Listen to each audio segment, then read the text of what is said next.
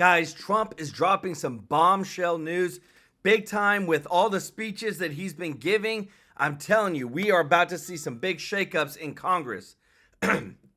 Right now, there is a lot of top contenders that are coming out to replace Mike Johnson as Speaker, and Trump has actually voiced his concerns and about potential replacements.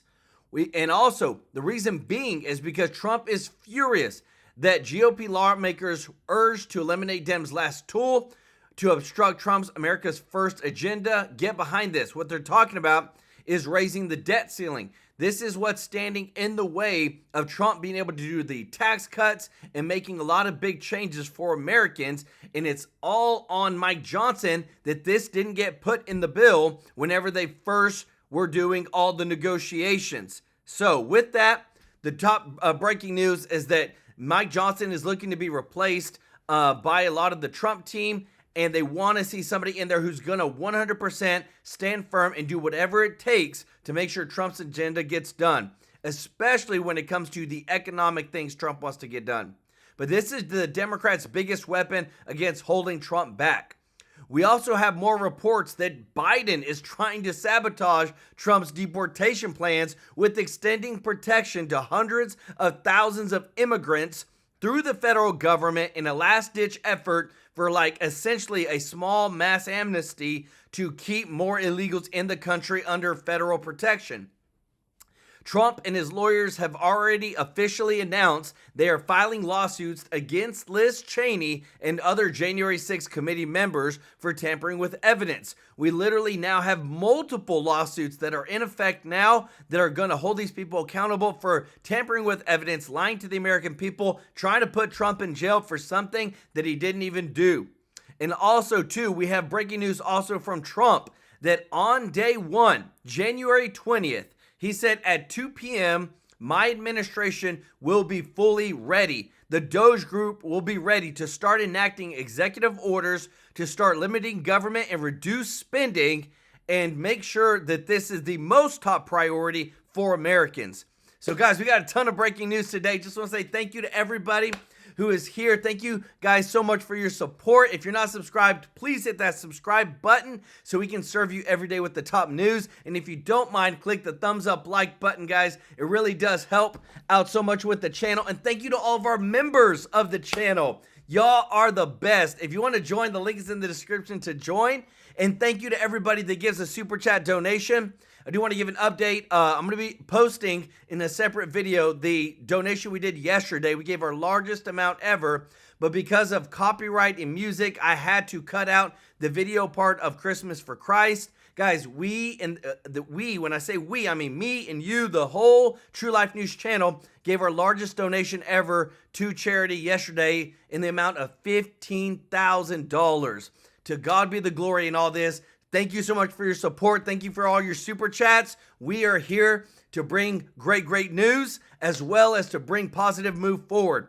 But guys, we got a ton of breaking news to get into today. Let's go ahead and jump right on in because this, I feel like in the next 2 weeks, we're about to see some big changes. Check this out. We go through the circus that we went in with everybody demanding and leveraging Kevin McCarthy like we did last year. When in his speaker race, and we don't get a speaker by January 6th. This is a presidential year. We cannot certify our President Trump to be the president of the United States to start the agenda in order for him to take office on January 20th. So are we going to continue to scapegoat a speaker who I think is doing a very tough job in a very tough environment? I'm telling you guys. New York Congresswoman Claudia Tenney with me on Mornings with Maria on Fox Business on Friday on the drama surrounding funding the federal government before Friday night's shutdown deadline. Joining me now is the 50th Speaker of the House and the architect of the contract with America, Newt Gingrich. Great to see you, Speaker. Thanks so much for being here. Give us your reaction to all that drama over the week. Well, let me say first, I thought your interview with Dolan was extraordinary, and I thank you for that Christmas spirit. Look, Claudia Tenney is exactly right. The fact is, Mike Johnson's doing an amazing job with no margin for error. I've ran the House pretty well for 4 years. I've known every speaker since then, including Pelosi. What Johnson did this week is exactly the constitutional system. I think The bill we saw initially, the 1,500-page bill, was the last stand of the Biden old order establishment. Because Trump and Musk intervened, that was killed, and it then took Johnson a couple of votes, working his way around, to pass a bill which is like 136 pages. Right. Now, how can you blame a guy if he takes 1,500 pages, shrinks it to 136, works very closely with President Trump? What's the beef? Every Republican in the House has to grow up and recognize that when you have a 1-vote margin or a 2-vote margin, you had better all be on the same team. And that includes the 30 guys in the Freedom Caucus who wake up every morning saying, my vote's no, what's the topic? I mean, they've got to grow up here and understand every time they do that, they empower Democrats. And if the Republicans are going to really govern, then they've all got to become a team. They've all got to agree that after they're done fighting in the conference, they're all going to vote yes. And if they do that, Johnson and President Trump will be very successful. But I think what Johnson went through was exactly the constitutional process. Yeah. The old order gave us the last stand. The new order broke it down. This is an example of Trump really being the de facto president. Yeah, Yeah. what a Biden contrast was there. totally missing in action. Well, Yeah, totally and missing in action. So I think this was real progress. But even you told me, But I also remember. even you told me on Mornings with Maria that they have a very tight timeline. They better get that second reconciliation package signed into law by July 4th if they're going to do 2 packages.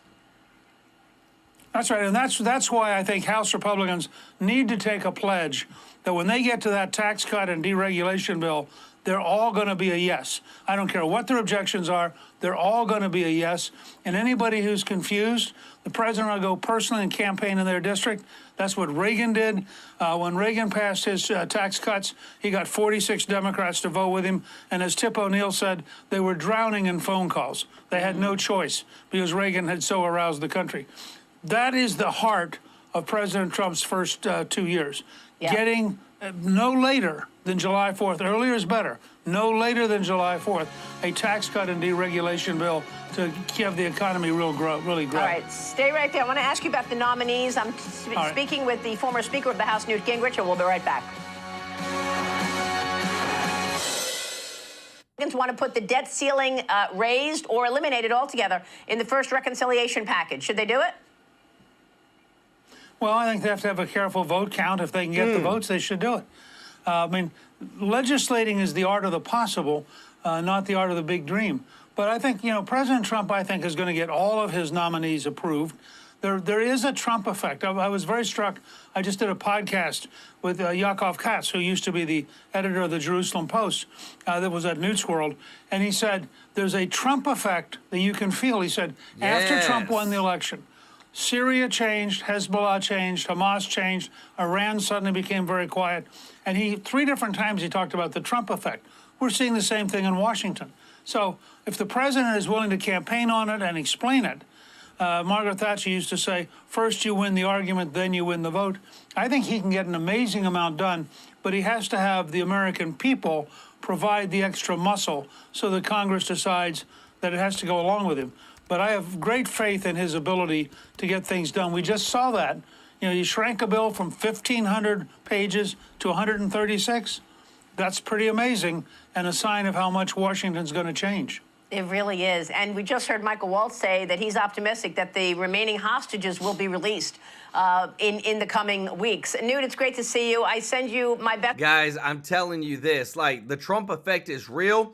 What I love is that now things are changing bigger than ever. Thank you so much, El Prophet, for the super chat. Let's go. And thank you so much, John Reppy. Said, Joe, God bless you and your family, and God bless America. Merry Christmas. Merry Christmas to you. Y'all show John and El Prophet some love in the chat. Check this out, guys, because I'm telling you, the whole DOGE team is ready to limit government day one. Check this out. Congress just passed a bill to prevent a government shutdown. They were going to do that earlier in the week, but that was going to be a disaster. And you know who stopped them from doing it? You did. You called your representatives and told them that you didn't want them wasting your taxpayer dollars. So they took out a lot of the extra funding in there. We have to demand that congressmen actually read the bills before they vote on them. We have to demand that they make those bills available on the internet so you can read before they vote on them. That's what it means to live in a true democracy. And I'm going to ask you to call your congressman who demand it. Guys, I'm telling you, like, I told y'all, I called our representative here in Tennessee and told him, like, hey, we don't want this. We don't want all this extra spending. And it doesn't stop there. Check this out. Trump he's literally coming after everybody. He just posted this on True Social. Liz Cheney has been exposed in the interim report by Congress of the J6 Unselect Committee as having done egregious and unthinkable acts of crime. At the same time, however, she helped the Democrats lose the election by giving her support. She's so unpopular and disgusting, a real loser. Guys, I'm telling you, what I love is this. What we're seeing next is big time coming from Trump and the Dream Team. It's not just a Trump thing. Because listen to this. If you don't think that something's about to happen with Mike Johnson, because I just don't feel like he's truly there, check this out. I want to start with Mike Johnson, who, a couple days ago on your show, you said, I don't want to be mean to him. I don't want to pick on him. And I totally sympathize with that. And then I was mean and picked on him? Well, no, but on the eve of Trump's inauguration, right before Christmas, he tried yesterday to shove through a 1,500-page spending bill that would have given Chuck Schumer all of the leverage with the debt ceiling going into next year. I mean, there was a lot more than that in the bill, but I mean, I guess the point is, like, what's up with that? What's wrong it's with an Mike interesting. Johnson? There's something profoundly wrong. I don't understand it exactly, but I watched him make the number one priority of his speakership funding Ukraine without any audit at all at a time when the U.S. border was open. The United States itself was being invaded, and his priority was protecting the borders of a country whose language he doesn't speak, knows nothing about, and it's not America. And it's not the only country that whose interests he's put above ours. And so, I don't want to overstate it. I think it's a kind of treason. Yeah. And it's very common in Washington. It's not the only one, but once you see that, then you lose all faith in a man. And so I wasn't shocked by what happened, but I was very pleased to see Elon Musk just basically stop it single-handedly, which is amazing. It's amazing, yeah. It's amazing. Yeah. Guys, I'm telling you, like, the talk is going on right now that a lot of Republicans want to see Speaker Johnson out of that seat and want somebody more like Tucker or Vivek or Elon, who are the ones who will stand firm no matter what. Listen to this. Paul's ranking member of the Senate Homeland Security Committee. Senator, it's great to see you this morning. Thank you so much for being here. Good morning. Where Thanks are you on this debate? What about 2 reconciliation packages versus 1? And would you support raising the debt ceiling in the first one? I think 2 versus 1 is not a deal killer either way for me. I think we need to make sure the tax cuts become permanent is the most important. And also important is to make sure we cut spending. We have an annual deficit of $2 trillion, a total debt of $36 trillion. So we have to do something on the spending front, and we have to make the tax cuts permanent. That's a big job. Whether it's 1 or 2 doesn't matter so much to me. On the debt ceiling, I'm one of the conservatives, who's never voted to raise the debt ceiling. But there are circumstances in which I would, and I've put those forward before. I have a plan to balance the budget in 5 years. If we had a speaker with a spine who put forward a budget and a plan to cut spending over a 5-year period to balance the budget, I'll vote to raise the debt ceiling because you still have to add debt during that 5 years.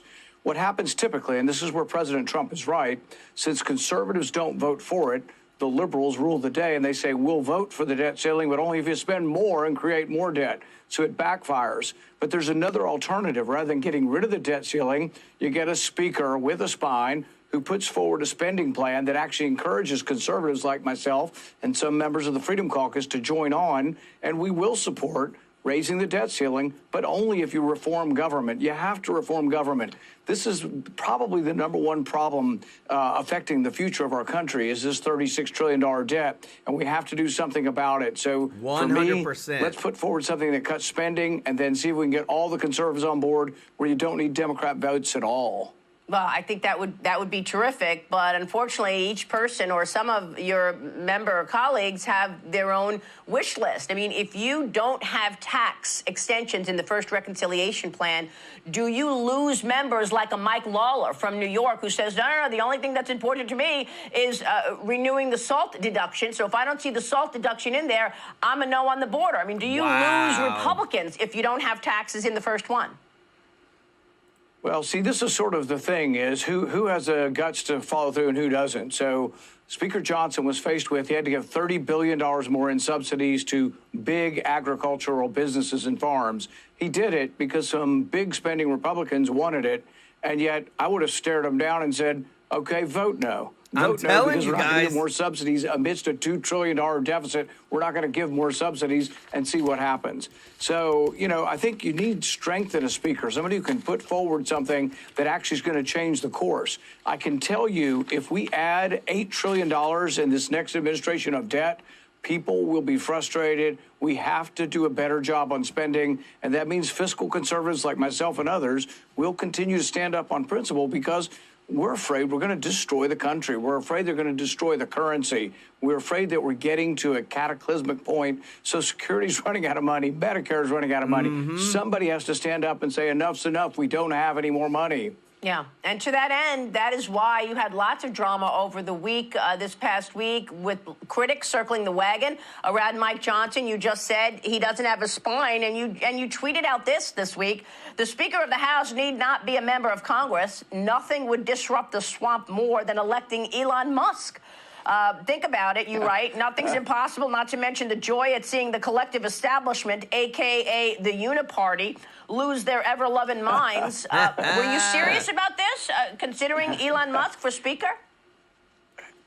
You know, it might have been a little tongue-in-cheek. I think Elon's got some important stuff to do, building rockets and making Teslas, but I do appreciate his input, and he has changed the debate. He's drawing attention to the things I've been talking about for a decade, the waste. Tomorrow we'll be celebrating Festivus, you know, the made-up Seinfeld holiday, but in that we will be talking about a lot of the waste we've talked, I mean, ridiculous, crazy things. For example, $760 million spent at the NIH on diversity, equity, inclusion.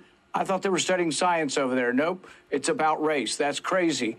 $600,000 to discuss why there are microaggressions among obese Latinx. What does that even mean? Wow. Even Latin American people think Latinx is a stupid term. These are people who can't figure out their gender, Latinx, who are fat, who are having microaggressions against each other. This is the insanity. This is why we can't rest until we cut spending, and we can't just raise the debt ceiling without actually cutting spending. Yeah, I look forward to your list tomorrow on this Festivus holiday, the made-up holiday, where you're going to come up with all of that. That's incredible, that list that you just gave us right there. But, Senator, are you saying you'll support Mike Johnson, or you're not supporting Mike Johnson? Do you have somebody else in mind that you want to see as Speaker? Well, you know, I don't get a vote because I'm in the other body, but I would say that I did get one vote. About 4 years ago, I got one vote for Speaker. I think Donald Trump has gotten a couple of votes for Speaker. I think it's good to mix it up and let them know we are not happy with the job they're doing. But really, someone just has to... People at home say, well, why don't we control the power of the purse? We elected Republicans. Why don't we have the power of the purse? And people say, well, the Democrats control the Senate. So I say, well, what does that mean? We have 50% of the power of the purse. No, I think we exercise 0 because they're so afraid of shutdown, so afraid of Democrats. They pre-decide, they pre-negotiate with themselves. They give Democrats everything they want. We should stand firm, and the House should put forward a budget that balances. The Democrats put forward an exploding budget, and somehow you come to a compromise. Instead, Republicans in the House, the Speaker, give up in advance, give the Democrats everything they want, and the continuing resolution didn't do anything to curb spending. We added $330 billion in spending just this last week in Congress. I voted against it, but the Speaker went along with it. Senator, real quick before you go, are you going to be supporting all of President Trump's nominees for his cabinet? You know, I couldn't be happier with his nominees. I couldn't have picked better. I mean, some of them are people exactly I would have picked. Marty McCary at FDA, Jay Bhattacharya at NIH, Bobby Kennedy, Kash Patel, Tulsi Gabbard. I mean, just the list goes on and on. Pete Hegseth, good people. And yes, the vast majority I will support.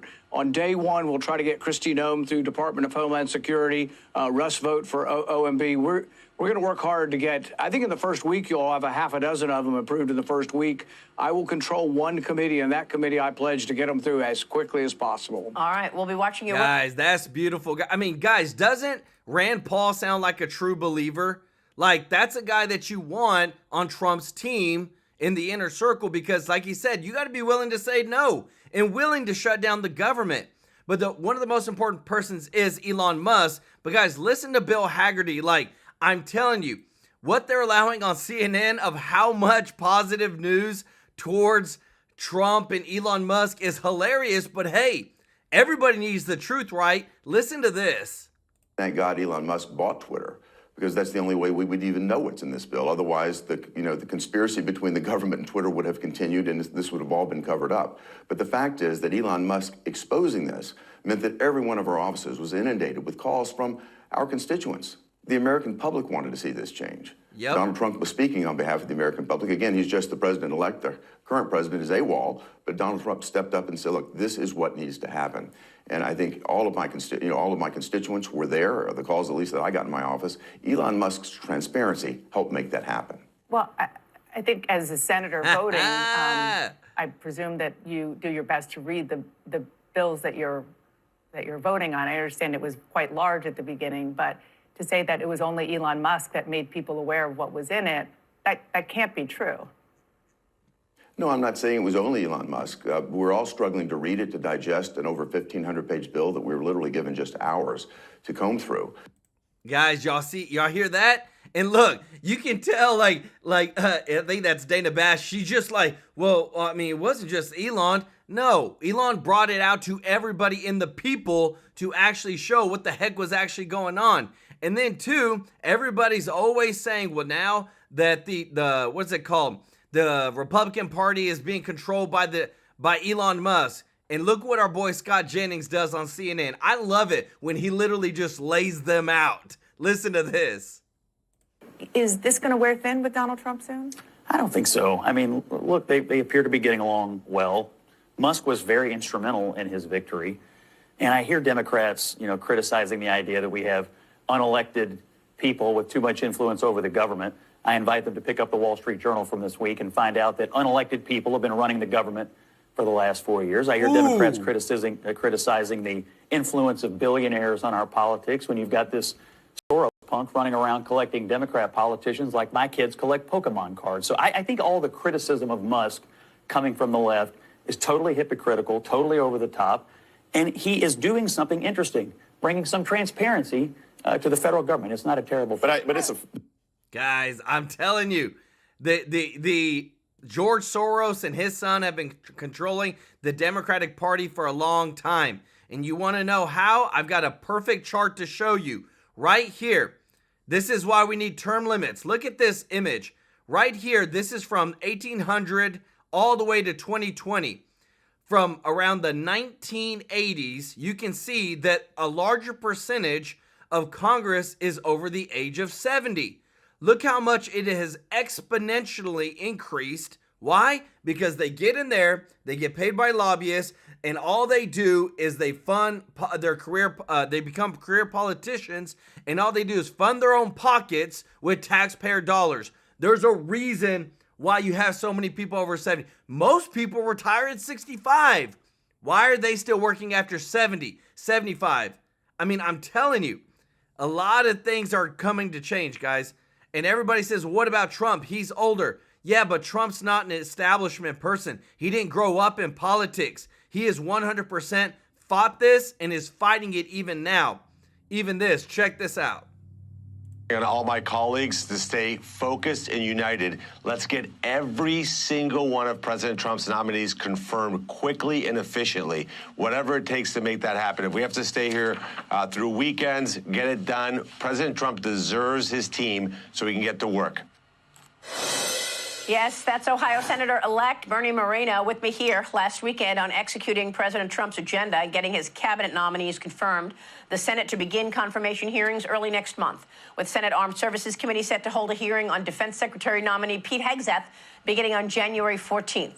But after this weekend's drama over the continuing resolution where several Republicans voted against the Trump-backed plan initially, how much confidence should we have that the GOP can unite and agree on the agenda and President Trump's nominees? Joining me now is incoming White House Press Secretary Karoline Leavitt.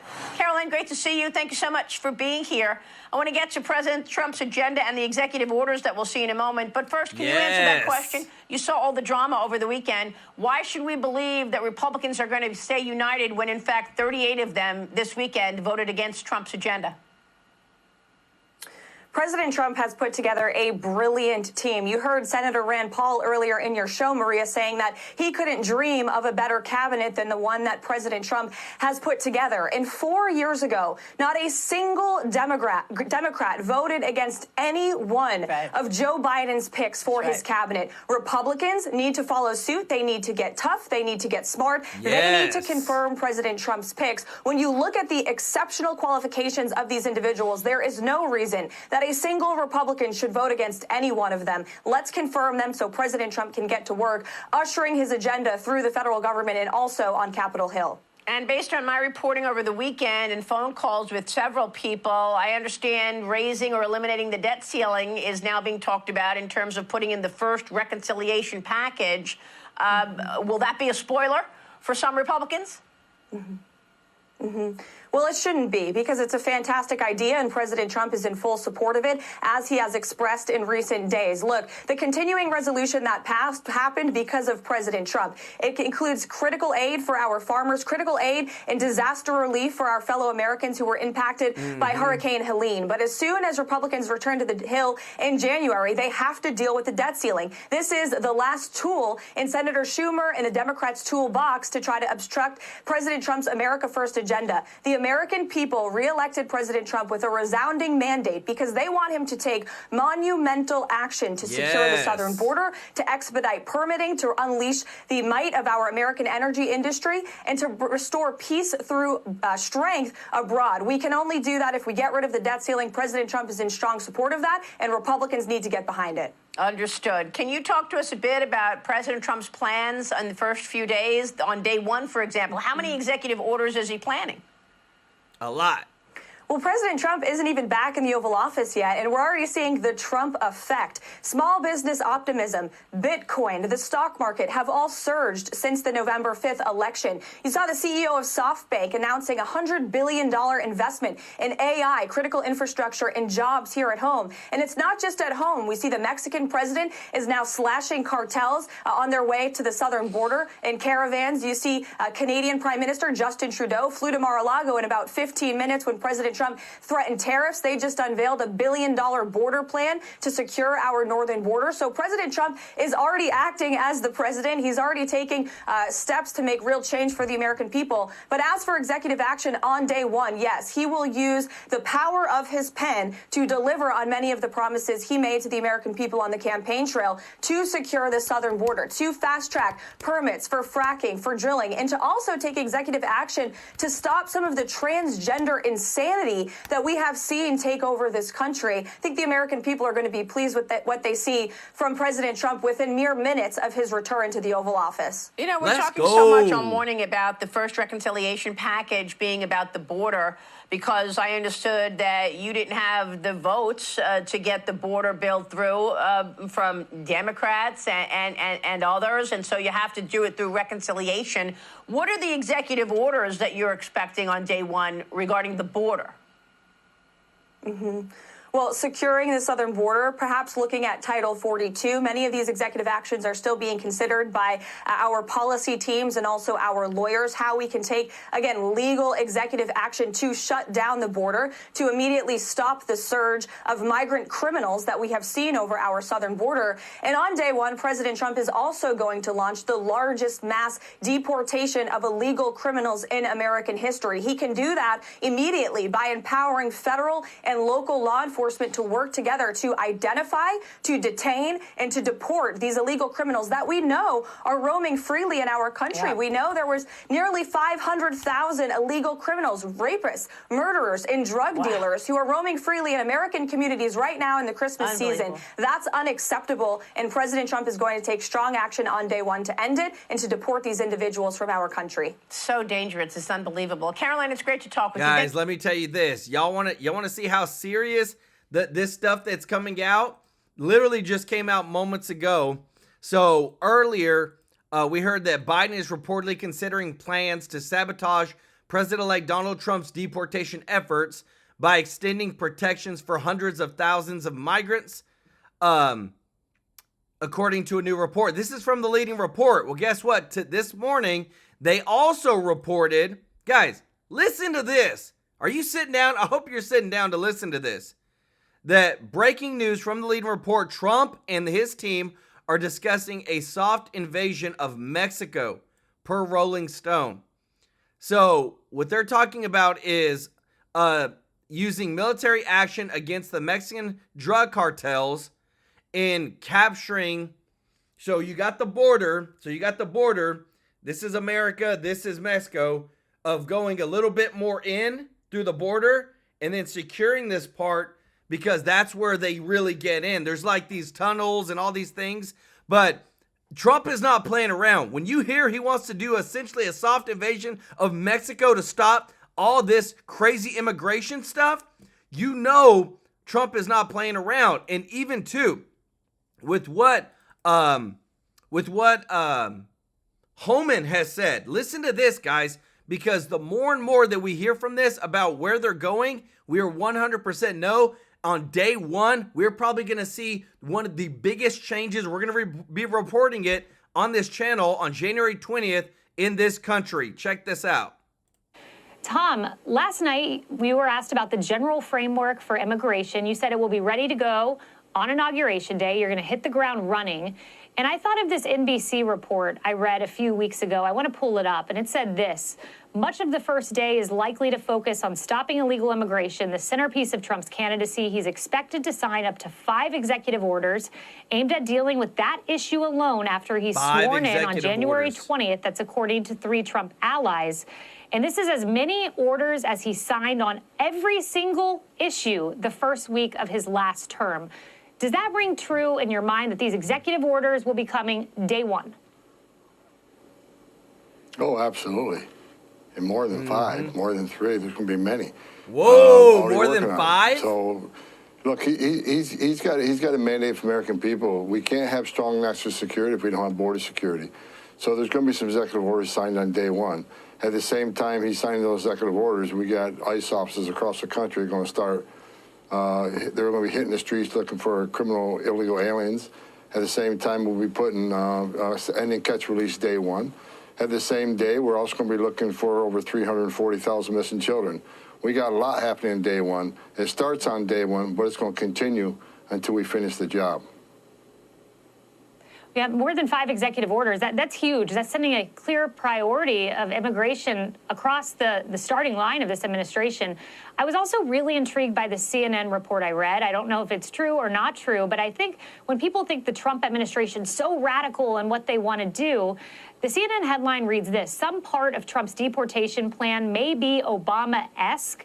And this is a quote: a lot of the same tactics are being dusted off. What Tom is talking about are Obama-esque things. That's according to John Sandweg, who served as acting ICE director under Obama. You worked in the Obama administration. You now work for President Trump. Do you think some of this will be coming from the Obama playbook? Wow. Well, first of all, I forgot more about this game than John Sandweg would ever know. But bottom line is, Obama did concentrate on public safety threats. He did. But, you know, the results were terrible.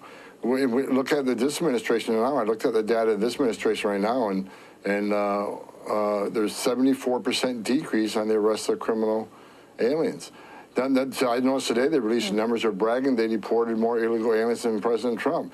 Look, I put that report together. You're not going to fool me. I looked in that report. Bottom line is over 80% of those removals were people that arrested on the border by the Border Patrol, not ICE arrests, and removed right at the border. Interior arrests were down 80%. So they play a numbers game, but President Trump's numbers are going to blow all these numbers out of the water because we're going to let ICE do their job. We're going to take ICE, we're going to take the handcuffs off ICE, and we're going to put them on the bad guy starting day one. The numbers games are always interesting when we just have facts that young women, mothers of 5, like Rachel Morin, have been killed when they go out for jogs by people who shouldn't have even been here. That tells you all you need to know.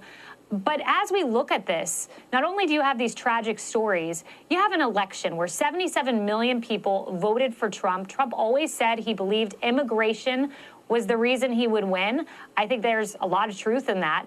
And is that why you're seeing, this is an Axios, Democrats who say they're wanting to play ball with you guys? Here's Mark Kelly, he's a Democrat. If there's willingness to work in a bipartisan way to do some stuff, not only on border security, but on immigration, I think it would be great. Here's Ben Ray Lujan, a Democrat also. We've been clear as Democrats in the Senate, we're willing to work with Republicans. Richard Blumenthal even. There are all kinds of conversations. I hope to be a part of them aiming at comprehensive immigration reform. Could you see a realm of possibility where you get Democrat votes on your first legislative priority? I'm pessimistic about that, but look, I hope it happens. Look, there's 2 things. Number one, these elected officials, their number one responsibility is protecting Americans, protecting their communities. President Trump and myself have been very clear. We're going to target public safety threats and national security threats. What elected official does not want public safety threats removed from their communities? That's their number one responsibility. Second of all, I think they looked at the results of the election. This was the number one issue that President Trump ran on, and he won this election overwhelmingly. So I think they realized, look, we missed the boat on immigration. A lot of Democrats are speaking up now. They should have did more on immigration, more on the border. And the American people are rightly upset about it, and no, we're going to fix it for them. So I hope Democrats come to the table. I don't hold out a lot of hope, because already I got sanctuary cities saying they're going to try to get in our way. They're trying to sell pieces of the border wall. They're trying to sign legislation in the last minute to try to keep more here under the PRO program. They're pushing more through CBP1 app than I've ever seen. And you know, it's just, they're trying to set President Trump up for failure. But let me tell you something. President Trump, his success on the border is unprecedented. I worked for 6 presidents. No one did more than President Trump. We're going to have success again, except this time, we're going to finish the job, and we're going to end up the most secure border in the history of this nation. Final question. I don't have a ton of time here, but I was seeing publications putting out the lie of the year, and it just was crazy to me because to me the lie of the year is nothing's going wrong in Aurora, Colorado, where we saw gang takeovers of apartment buildings. I just want to remind everyone of what the media was saying. ABC, J.D. Vance stands by Trump's false claim about Venezuela gangs in Aurora. Washington Post, Trump campaigns in Aurora cite false claims about gangs. New York Times, how the false stories about gang takeovers in Aurora reached Trump. And now we have Tom Homan, this reporting that 19 individuals we think were part of a Venezuelan gang were arrested for torturing 2 people. What do you think when you see those headlines? It's just constant lies by these elected officials. And look, I went to Aurora. I went to that apartment complex. I saw that neighborhood. I also drove through neighborhoods in Denver. They're in bad shape, and criminal gangs are everywhere. And I talked to some of the people that lived at that apartment complex. I talked to the woman that took those photographs and had to be rescued and moved out of that apartment complex because her life was at danger. I was there. They got a problem. But as far as Tren de Agua is concerned, they're on notice. You got about 5 more weeks of doing what you're doing. But guess what? Day one, January 21st, you are a major priority. My gang's bigger than your gang, and we're going to take you off the streets of this country. We're going to detain you and deport you back to your homeland. If Venezuela doesn't want you, we'll send you someplace else. But you're not staying here. Let's go. Wow, they are on. Guys, what a bulldog, man. I love it. I love these bulldogs. And what I love, too, is Trump comes out and he says, look, January 20th, 2 p.m., we're on it. We're ready. We're going to be fully operational, I would say. Oh, come on.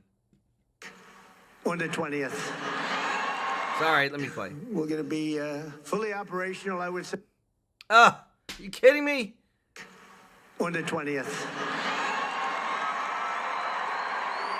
20th of January. With your help, we gained 23 points with voters under the age of even 20.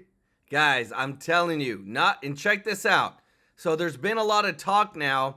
Trump just did an interview. I'm trying to pull as much as I can from it because I love it. But he did an interview over what's about to happen with the Panama Canal. And he's saying that it's time that it comes back to the United States. Listen to this, because again, too, this is literally breaking news today.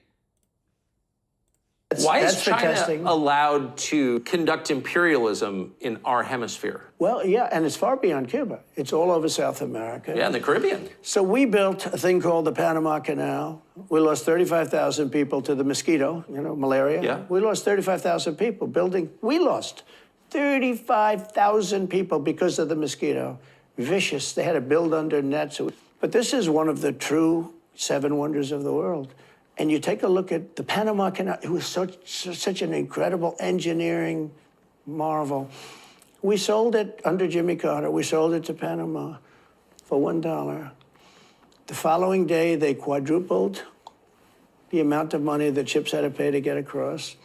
They didn't lose one ship. And now they've made it much bigger, and now they've widened it. They've doubled it, right? They've more than doubled it. And it's one of the most profitable things any time. Yeah. It's just incredible, right? We gave it away for $1. China now controls it. They actually control the Panama Canal. They run it, they control it. And we shouldn't let that happen. And we can't let China be in Cuba. And they'll get out. If I'm president, they'll get out. Because I had a very good relationship with President Xi, but he respected this country, he respected me, and he'll get out. And we can't let them ruin the Panama Canal. We built the Panama Canal. Should have never been given to Panama. We should have had it, but we gave it. They quadrupled. In one day, they lifted the fees, which are, pretty big for these massive ships to go through, right? Rather than going around the Cape and through all the tremendous storms, such beauty, it's beautiful stuff. But you didn't want to get caught in those storms. Those were storms that wiped out the biggest ships. And we go through the Panama Canal, we built it, and we gave it away for $1. Think of that, how stupid are we? We have done the stupidest things in this country. Guys, I'm telling you, one of the other dumb things that Trump just said that we're about to stop is we're about to pull out of who? World Health Organization, because remember, everything that they said about the dang pandemic and all that, that didn't do this, it didn't come from a lab and all that was a lie. And now Trump said we're pulling out of the WHO. He even said we may pull out of NATO if they don't comply because we're spending so much money to protect them and they don't even put their own money in there to protect themselves. Thank you so much, B1 Sly One, for the gifted TrueLife News membership. Let's go. And again, and thank you so much, John Reppy, for extending your membership with TrueLife. Saying President Trump is putting some powerful people around him. Such a smart man. Let's go. All right, guys, y'all show John and B1 Sly One some love in the chat. But one thing, guys, again, what is Joel most excited about? I'm excited about the DOGE.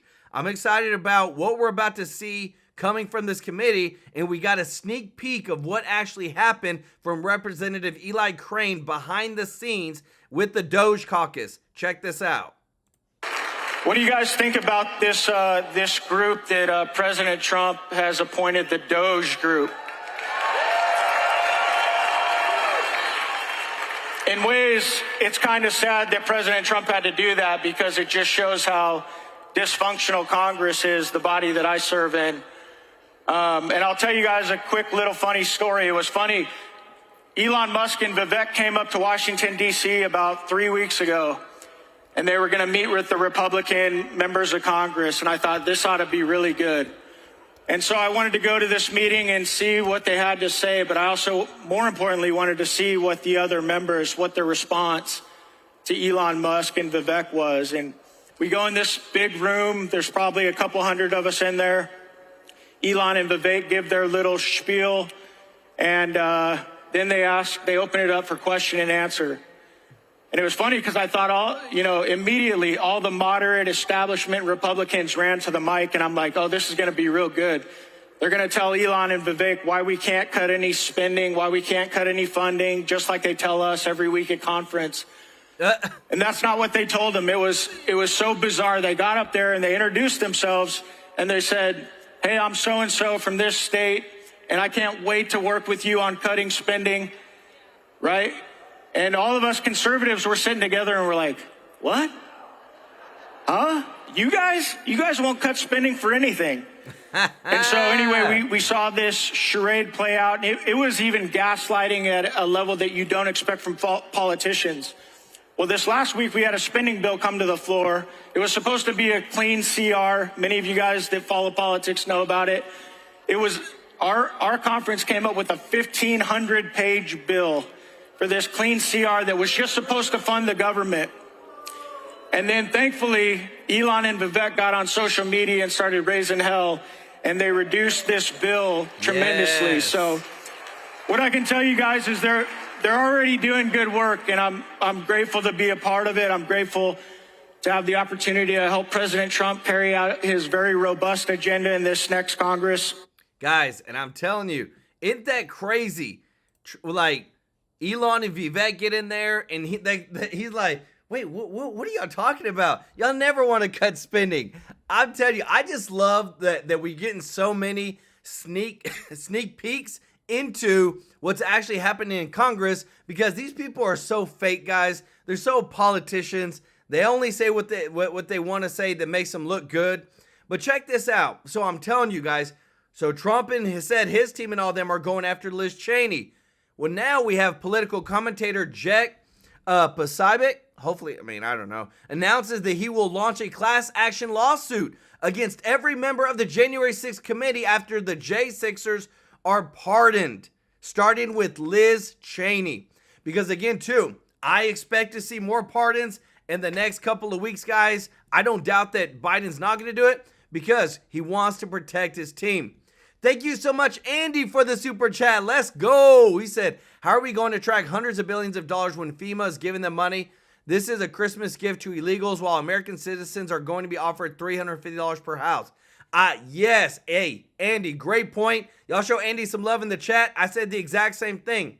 When FEMA is giving so much money already to illegals and we want to give another $100 billion and we don't track that, and they showed political bias towards people that weren't a Democrat, I just don't feel that good about FEMA right now. But I want to show you this next video, guys, because this is a potential contender for the Speaker of the House to replace Mike Johnson. Let me know your thoughts. We're on the precipice of something amazing.